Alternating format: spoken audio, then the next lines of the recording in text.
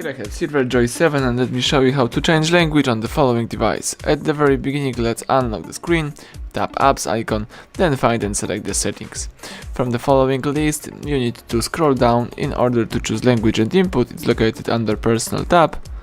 Let's choose it, and here from the language and input settings, you need to choose language from the top of the screen right here. Then here you've got the full list of available languages that you can use on that device.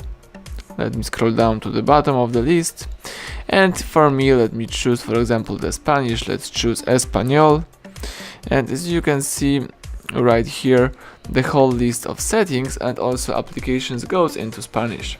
And if you would like to go back to previous version, let's find and select Ajustes, choose Idioma y Traducción de Texto, tap Idioma one more time, choose your language. In my case it's English from United Kingdom, and as you can see right now, the whole list of settings and basically the whole tablet goes into English. So everything went well. Thank you for watching. Please subscribe our channel, leave thumbs up under the video.